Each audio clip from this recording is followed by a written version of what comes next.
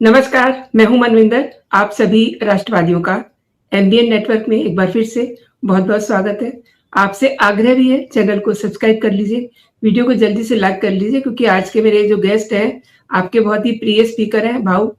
और हम बात करेंगे बंगाल में ममता कैसे बुरी तरह से फँस चुकी हैं।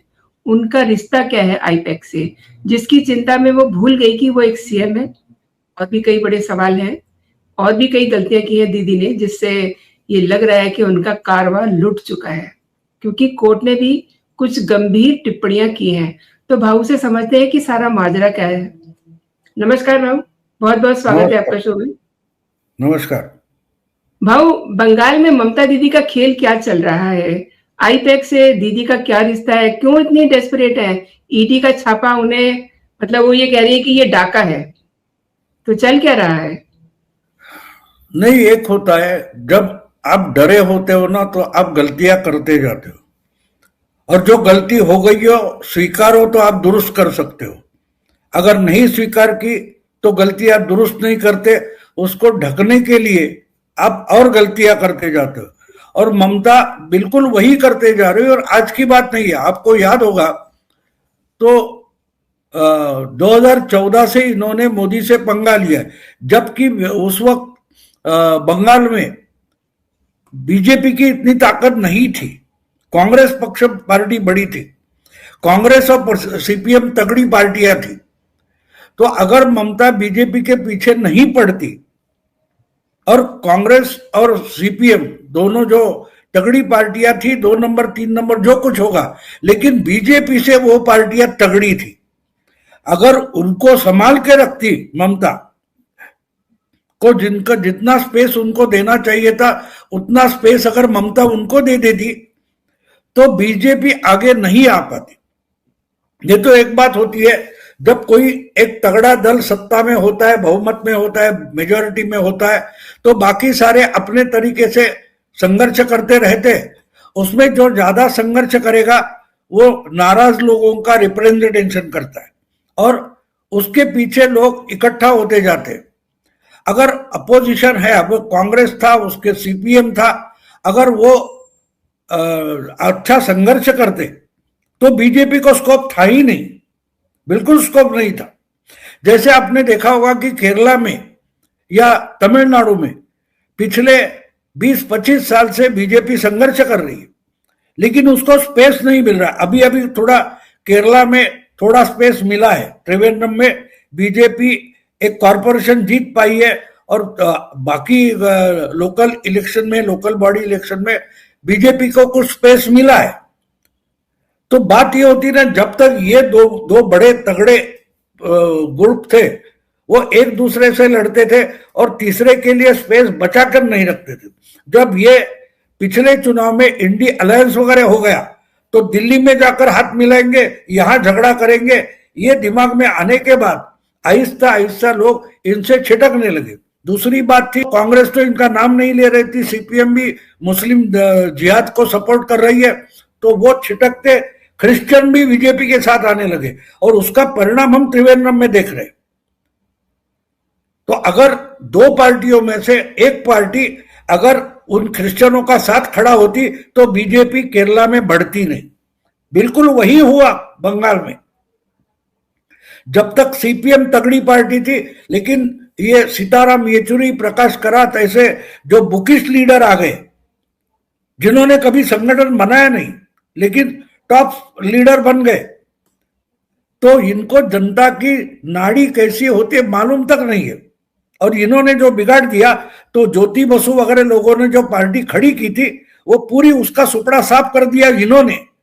तो जो स्पेस मिली उस स्पेस में बीजेपी चली गई, और 2014 में जिनके पास 2 एमएलए थे वो 77 एमएलए तक पहुंच गए। तो इसका कारण होता है, और एक तरीके से ममता ने अगर उन दो पार्टियों को स्पेस दिया होता तो बीजेपी के लिए स्पेस अवेलेबल नहीं होता। लेकिन हमेशा एक बात होती है, और एक ही नेता और तगड़ी पार्टी हो, अच्छा बहुमत हो, तो वो गलतियां करना शुरू कर देते। उनको लगता है कि बस हम भगवान बन गए, हम गलती कैसे कर सकते हो। तो गलती सुधारने का कोई मायने नहीं रहता। और वही गलती ममता करते गई और आहिस्ते आहिस्ते आपने देखा होगा कि 2014, 15, 16 में जिस पार्टी को बंगाल में बहुत सारा कोई स्पेस नहीं था, बीजेपी को 3 एमएलए आए थे, सिर्फ 3 एमएलए 2016 में, तो 2021 में बीजेपी एकदम 77 तक चली गई। पार्लियामेंट में बीजेपी कुछ 18 एमपी चुनकर लाई, क्योंकि जो ममता के खिलाफ है तो उसको बीजेपी के साथ कंसोलिडेट होना पड़ा, क्योंकि लोग फ्रस्ट्रेट हो गए कि जो विधानसभा में कांग्रेस 2 नंबर की पार्टी थी, सीपीएम 3 नंबर की पार्टी थी, कुछ 20-22 उनके एमएलए थे, कांग्रेस के कुछ 48 वगैरह थे, बीजेपी के 3 थे, लेकिन बीजेपी रास्ते पर और हाउस में जिस ढंग का संघर्ष करती थी, उसके बाद ममता को ध्यान देना चाहिए था। ये तब 2 पार्टी जो वैसे मार्जिनलाइज है पॉलिटिक्स में, अगर उनको जिंदा रखे तो बीजेपी बढ़ेगी नहीं, और बीजेपी जितनी एग्रेसिव होती गई तो कांग्रेस और सीपीएम का जो वोटर था वो बीजेपी के पीछे कंसोलिडेट होते गए। यही ममता ने गलती की कि इन 2 पार्टियों को जिंदा रखा होता तो बीजेपी के लिए स्पेस नहीं होता। लेकिन अब जब रियलाइजेशन हुआ है, जिस ढंग से 2021 का चुनाव अमित शाह लड़े थे, बीजेपी लड़ी थी, उससे रियलाइजेशन है कि ये ममता को हराना चाहते, किसी भी कितनी भी ताकत लगाकर किसी भी तरीके से ममता को उखाड़ फेंकने के लिए बीजेपी तैयार है। ये जब समझ में आ रहा है, इससे ममता डेस्परेट हो गई है, डेस्परेट हो गई है। वो सीधा टकराना चाहती है मोदी से, और सेंट्रल गवर्नमेंट से नहीं, सीधा बीजेपी के लीडरशिप से टकराना चाहती है। बहुत सही कहा बाबू आपने। लेकिन मैं एक चीज समझना चाहती हूँ आपसे कि ईडी आईपैक पहुंचेगी, और ममता का भी ये पुराना रिकॉर्ड है कि जब एजेंसीज वहां पहुंचती हैं तो उनके अधिकारियों के सिर फोड़े जाते हैं, और ये कोई नई बात नहीं है, उन्हें प्रोटेक्शन तक नहीं दिया जाता। इस बार दिल्ली को ये अंदाज तो होगा कि अब जो टीम जा रही है ममता क्या करेंगी, और वही देखिए हुआ भी है। इसको आप कैसे देखते हैं? देखो, एक बात होती है कि एक ऑपरेशन जो होता है, आपने देखा होगा कि 6-7 मई को जो पहले ब्रह्मोस वगैरह छोड़े गए तो सिर्फ टेररिस्ट टारगेट थे। 9-10 को जो हुआ वो डायरेक्टली पाकिस्तान एयरफोर्स पर अटैक था। तो स्टेप बाय स्टेप जाते हैं। अब बात यह है कि ममता को भी मालूम है कि अगर मुझे अरेस्ट होती है तो सिंपैथी जनरेट होगी। अभी अगर प्रेसिडेंट रूल लगाया जाता है तो सिंपैथी जनरेट की जा सकती है। लेकिन एक बात है कि जितना टाइम स्पेस ज्यादा मिलेगा ममता को, अगर समझो अप्रैल मई में चुनाव हो गए, इसका मतलब अभी 4 महीने हैं, तो ममता को 4 महीने देना या 1.5 महीना देना, ये स्ट्रेटेजी होती है, ये स्ट्रेटेजी होती है। तो इसलिए ममता छटपटा रही है कि मुझे अरेस्ट करो या प्रेसिडेंट रूल लाओ, वो जानती है। और दिखने में आसान लगता है कि आज अगर प्रेसिडेंट रूल लगाया जाता है तो 6 महीने में उसको पार्लियामेंट से रेटिफाई करके लेना पड़ेगा, तो 6 महीने में तो चुनाव हो जाएंगे, कोई बात नहीं, आसान लगता है। लेकिन आसान नहीं है पॉलिटिकली, कॉन्स्टिट्यूशनली आसान है, लेकिन पॉलिटिकली आसान इसलिए नहीं है कि 4 महीने फिर ममता को तमाशा करने, नाटक करने का समय मिल जाता है, तो वो समय नहीं देना, ये समय नहीं देना। और दूसरा गेम ये चल रहा है, एक गेम है, एक गेम है। दूसरा गेम ये है कि ममता इसमें फंसी रहे, ये ईडी के खिलाफ लड़ेगी, मोदी को गाली देगी, हर जगह जाएगी तो माइक्रोफोन लेकर जाएगी, मोबाइल लाउडस्पीकर पर बातें करेगी, इनके एमपी जो इधर उधर तमाशा करेंगे, ये सब में पार्टी लगी रहेगी, वोटर के पास नहीं जाएगी, समझे जी। और बीजेपी का जो सबसे बड़ा तगड़ा आर्म है, जिसको आरएसएस कहा जाता है, वो पिछले 6 महीने से बंगाल के चुनाव में लगा हुआ है। पॉलिटिक्स बीजेपी खेलती है, बीजेपी के कार्यकर्ता खेलते हैं, आरएसएस पॉलिटिक्स नहीं खेलती। ग्राउंड्समैन होता है, वो क्रिकेट के लिए पिच बनाता है, वो पिच बनाता है लेकिन मैच नहीं खेलता। तो आरएसएस की टीम जो जाकर काम कर रही है वो ग्राउंड लेवल का काम है, पिच बनाने का काम कर रही है। और बाकी का पॉलिटिक्स जो है वो बीजेपी वाले भी खेल रहे, ममता भी खेल रही है, लेकिन ममता के पास पिच बनाने वाला कोई नहीं है, ऐसा कोई आर्म नहीं है। और इसलिए और 2 महीने 1.5 महीना अगर ममता इस ढंग के तमाशे में लिपटी रही तो उतने में बीजेपी सारे के सारे 294 जितने कॉन्स्टिट्यूएंसी है उसमें अपना संपर्क बना लेगी, अपने फुटप्रिंट्स बना लेती है और रिपीटेड बनाएगी, एक बार नहीं। बीजेपी का जो आरएसएस का जो तरीका होता है, आरएसएस घूमती रहते, लगातार रहते, एक एक वोटर को 3 बार 4 बार 5 बार कोई ना कोई मिलेगा, कोई ना कोई बात करेगा। इस ढंग से दिमाग में बातें डाली जाती है जिसकी चर्चा नहीं होती, क्योंकि आरएसएस प्रेस कॉन्फ्रेंस लेती नहीं है।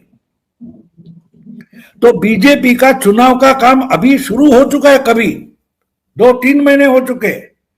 और इसलिए मैंने जब बिहार का रिजल्ट हो गया था और 8 दिन 10 दिन बाद जो शपथ विधि था, तो मुझे हमारे ओमकार जी वगैरह ने, हम पॉडकास्ट कर रहे थे शपथ विधि के बाद, तो मैंने उनको एक सवाल पूछा था, यानी सवाल ये था कि क्या बिहार का प्रभाव बंगाल में होगा, वेस्ट बंगाल में होगा।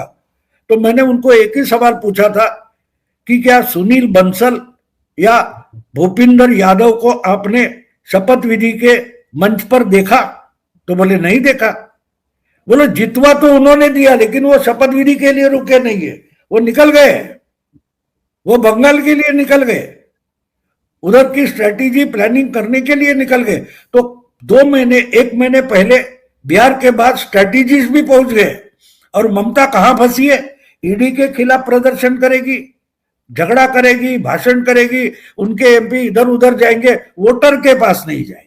समझिए आप, एसआईआर में फंसी रही है, एसआईआर का पॉलिटिक्स ऑफ बीजेपी भी खेल रही है। तो ये तरीका होता है, ये तरीका होता है हमेशा। आप जब लड़ाई में उतरते हो तो आपको ये मालूम होना चाहिए कि हम सामने घुसेंगे लेकिन सामने वाले भी हम पर आएंगे। जब पाकिस्तान के ड्रोन्स और मिसाइल्स आ रहे थे तो हमारी एयर डिफेंस सिस्टम उसका मुकाबला कर रही थी, ना कि हमारे हमलावर मुकाबला कर रहे थे। इसमें यह बात समझ लो, आज की जो मोदी शाह की बीजेपी है, उनकी जो चुनाव की रणनीति होती है उसमें 2 अलग तरीके होते हैं, एक डिफेंस फोर्स होता है और एक ऑफेंस फोर्स होता है।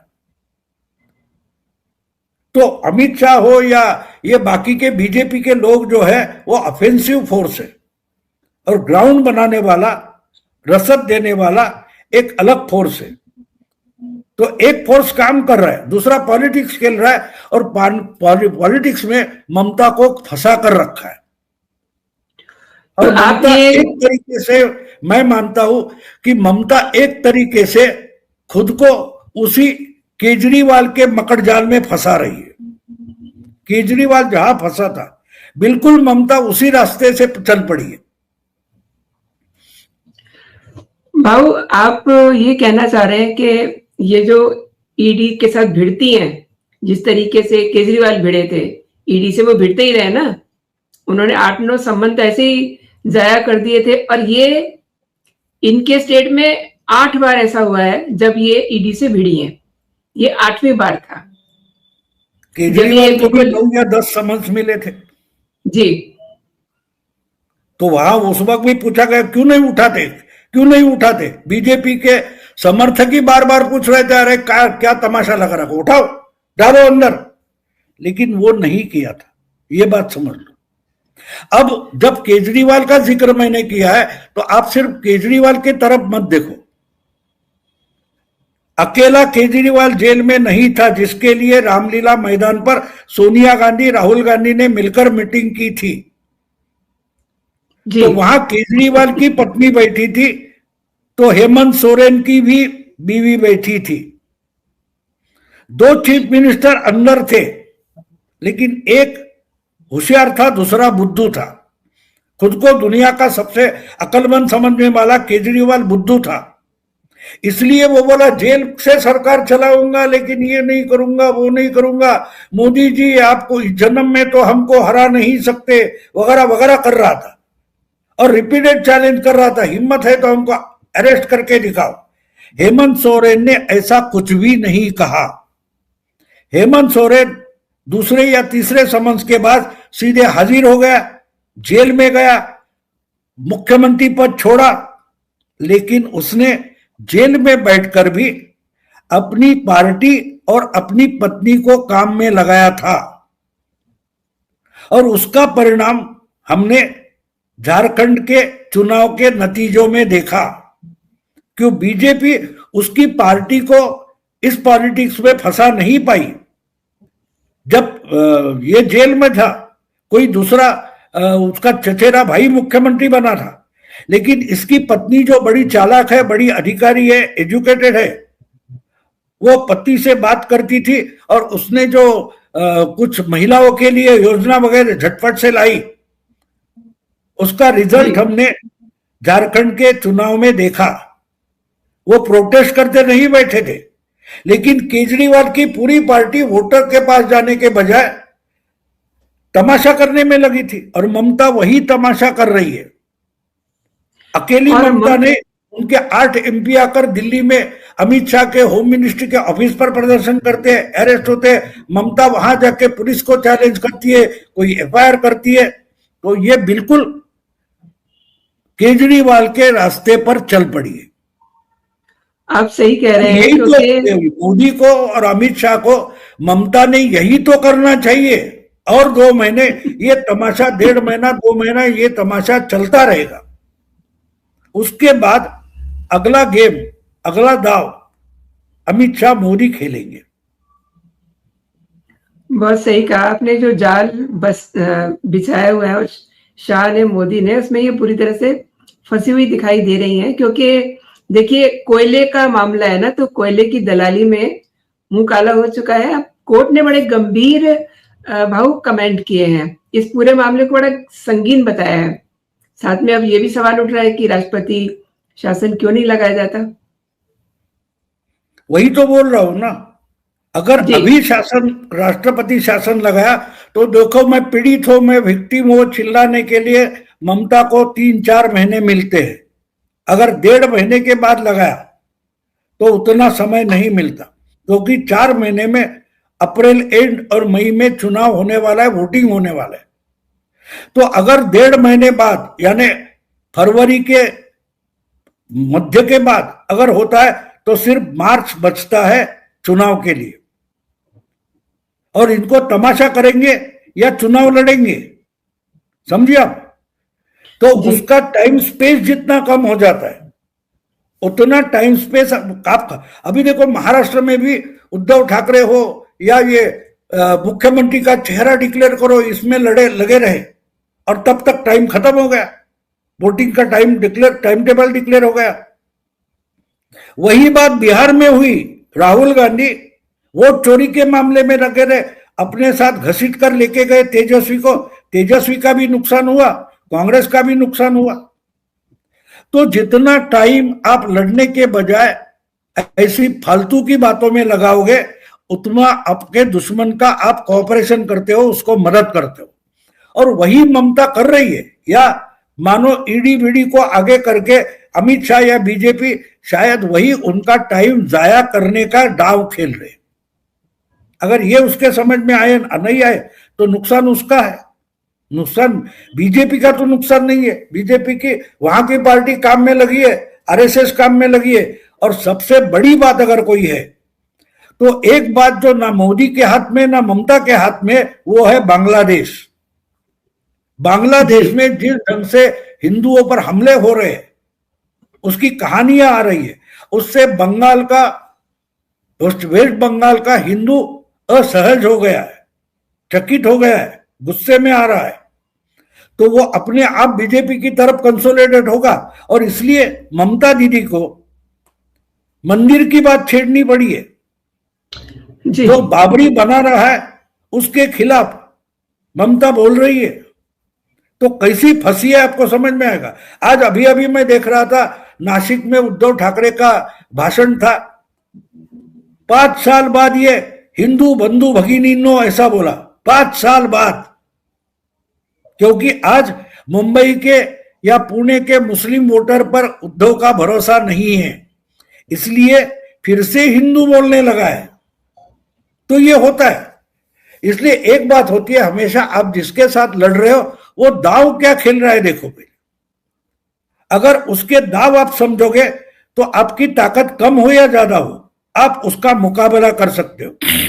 लेकिन अगर आप सामने वाले के जो दाव और पैतरे होते हैं वही समझ नहीं पाए तो उसके फायदे के लिए कुछ करते हो जो उसको एक्सपेक्टेड होता है। ये बात देखो, जंग के जो पैतरे होते हैं वो इसी ढंग से होते हैं कि मेरा कम से कम नुकसान हो लेकिन फायदा ज्यादा हो, और सामने वाला का फायदा तो ना हो लेकिन नुकसान ज्यादा हो। यही तो जंग होती है। और उसमें मैं मानता हूं कि ममता फंसती गई है, और वहां से कैसे निकले ये समझ में नहीं आ रहा है। अब नहीं आ रहा है, इसका कारण भी है। कारण ये है कि इन्होंने एक खंबे का टेंट बनाया, दूसरा कोई सेकंड रैंक लीडर है नहीं। जो भतीजा है वो, कभी कभी भतीजे से भी ममता भिड़ जाती है। तो 2 नंबर का कौन है? कोई नहीं कि भाई ठीक है, ये अभी मैं देखूंगी, मैं सीएम हूं, तुम जाके आंदोलन करो, तुम वो करो, तुम दिल्ली में जाकर ये करो, मैं पार्टी और चुनाव के लिए तैयारियां करूंगी। ये डिस्ट्रीब्यूशन ऑफ लेबर नहीं है। हर जगह ममता को खुद को जाना पड़ रहा है, और ये सबसे बड़ा ड्रॉबैक है। आपको याद होगा, बिल्कुल यही ड्रॉबैक केजरीवाल का था। केजरीवाल छोड़कर कोई 2 नंबर था ही नहीं। इसलिए जब लोकसभा चुनाव के बाद जमानत मिली, उसके बाद केजरीवाल ने चीफ मिनिस्टरशिप का इस्तीफा दिया और आतिशी को बनाया। लेकिन आतिशी कोई डिसीजन नहीं ले सकती थी, पार्टी चलाने की उसमें कुवत है नहीं, क्षमता है नहीं। तो फंस गए थे। एक बात थी कि आप 2 नंबर की लीडरशिप बनाते नहीं, किसी को जिम्मेदारी देते नहीं, आप सारे के सारे अधिकार अपने हाथ में सुरक्षित रखते हो, तब आपका दूसरे किसी पर भरोसा नहीं होता। जो कुछ करना है अमित शाह कर रहे, जरूरत पड़े तो चिल्लाते हैं, पुकारते हैं, मोदी दौड़ते आ जाते हैं। बाकी और कोई नेता है, भूपिंदर यादव हो गए, या कोई सुनील बंसल है, या दिलीप घोष है, हमारा वसंत विनोद तावड़े है, बहुत सारे लोग हैं, वो जाएंगे। लेकिन ममता की पार्टी में 2 नंबर कोई है ही नहीं कि जो अपने आप वहां डिसीजन लेगा। बीजेपी में नड्डा है, अमित शाह है, और बहुत सारे 4-5 लीडर है जो उस समय लीडरशिप है करके डिसीजन लेते हैं। भले डिसीजन गलत हो, उसका कान बाद में पकड़ा जाएगा, लेकिन उसको कम से कम वो डिसीजन मेकिंग अथॉरिटी दी गई है। तो ये हायरार्की जो है ये ममता के पास नहीं है, ना केजरीवाल के पास थी, उसकी कीमत उसको चुकानी पड़ी। जो हेमंत सोरेन ने झारखंड में किया, अपने चचेरे भाई को मुख्यमंत्री पद दिया, अपने पत्नी को पार्टी के काम में लगाया। वो पार्टी के साथ साथ सरकार के भी डिसीजन मेकिंग में उसकी पत्नी होती थी, उसका फायदा उसको मिला। लेकिन केजरीवाल अंदर गए, मुख्यमंत्री पद छोड़ा नहीं, तो पार्टी कौन चलाएगा, सरकार कौन चलाएगा, ये किसी को मालूम नहीं था। और हर दिन उठकर आप जेल में उसको मिलने तो नहीं जा सकते थे। तो जो गलती पूरे के पूरे अधिकार अपने हाथ में रखकर केजरीवाल ने किए थे, आप ठीक है वो जेल में गया था, ममता दीदी जेल नहीं गई, लेकिन अभी इस पर कैसा रिएक्ट करना है ये किसी को पता नहीं होता। वो बोलेंगे दीदी बोलेंगी तो देखेंगे, नहीं तो चुप बैठो। ना पार्टी में ना सरकार में, तो अपने ही बुने हुए मकड़ जाल में ममता फंस गई है। ममता फंस गई है, इसीलिए कह रही है ना कि मेरा सब कुछ लूट लिया, पार्टी की हार्ड डिस्क, पार्टी की स्ट्रेटजी, पार्टी का प्लान। और फिर अमित शाह को ही आंखें दिखा रही है, उन्हें कह रही है बहुत नॉटी है, ब्ला ब्ला। नहीं वो छोड़ दो। वो देखो, एक बात होती है, ये गालियां है, ये गालियां है, ये गुस्सा फूट कर बाहर आ रहा है। वो शब्द गालियां नहीं होगी, नॉटी वगैरह, लेकिन वो गाली के तरीके से आ रहे हैं, क्योंकि समझ में नहीं आ रहा इसके लिए बोलूं तो क्या बोलूं, बोलूं तो क्या बोलूं, ये समझ में ममता को नहीं आ रहा है, और इसलिए ये गुस्सा फूट रहा है, उससे ज्यादा कुछ नहीं है। और उसमें एक बात हो रही, क्या स्ट्रेटेजी होती है, स्ट्रेटेजी ऐसी क्या होती है, स्ट्रेटेजी भी हमेशा कोड लैंग्वेज में होती है। अगर ये स्ट्रेटेजी है जो हरी फाइल दिखाते दिखाते वो गई, उसमें कोई स्ट्रेटेजी है तो उसकी भी कॉपी हो सकती है। तो ईडी को भेजकर आपकी कोई फाइल जब्त की जाए, ऐसा तो नहीं होता, ये पुलिस आरोप है, उससे कोई निकलने वाला नहीं है। स्ट्रेटेजी क्या होती है, आप दौड़ते गइए क्योंकि आपको दिखाना है कि मैं इनसे टक्कर लेती हूं, और बीजेपी को वही चाहिए कि आप बस टक्कर लेते रहो, चुनाव का काम मत करो, समझे आप? अमित शाह की सबसे बड़ी स्ट्रेटेजी ये है कि तुमको चुनाव छोड़कर बाकी के कामों में फंसा के रखो, और आप उनसे कोऑपरेट कर रही हो, और जब समय आएगा उस दिन वो अपना आदेश निकालेंगे और प्रेसिडेंट रूल आ जाएगा।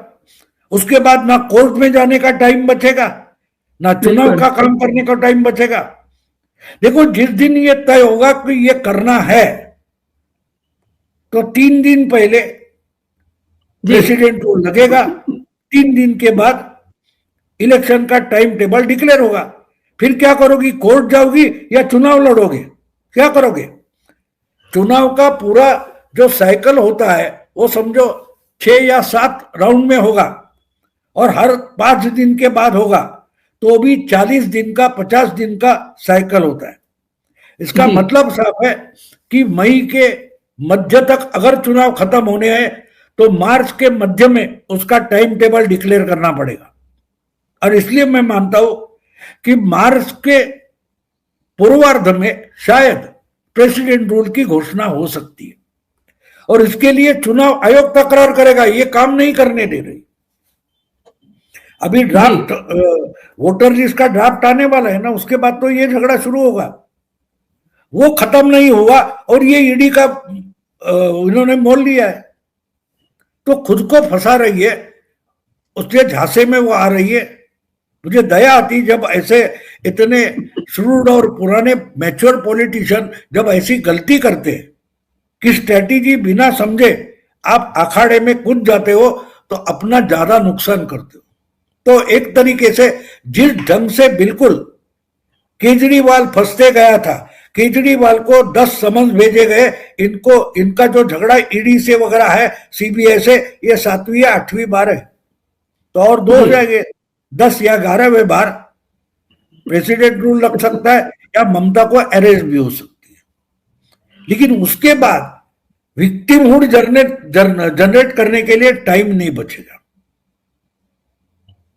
बहुत बड़ी बात की है आपने भाऊ, और जिस तरीके से आपने बताया है, लग रहा है कि ममता का कारवा जो है लुटता हुआ जा रहा है धीरे धीरे, और अमित शाह ने जो जाल बुना है उसमें ये बुरी तरह से फंस गई है। मकड़ जाल आपने देखा है जी, मकड़ जाल कैसे होता है, बिल्कुल इतना नाजुक होता है, आप एक उसमें झाड़ू लगा दो तो टूट कर निकल आएगा।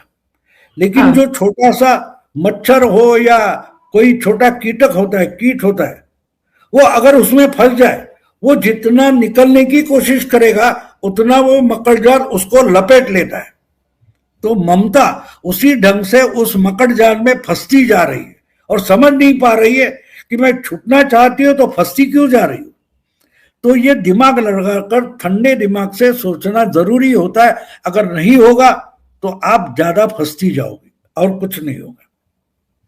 बहुत सही कहा आपने कि अपने मकड़ जाल में फंसती जा रही है। भाऊ, आपने मेरे शो के लिए समय निकाला और मेरे दर्शकों को कई महत्वपूर्ण विषयों पे आपने महत्वपूर्ण जानकारी दी है, इसके लिए आपका बहुत बहुत धन्यवाद। जय हिंद, जय भारत।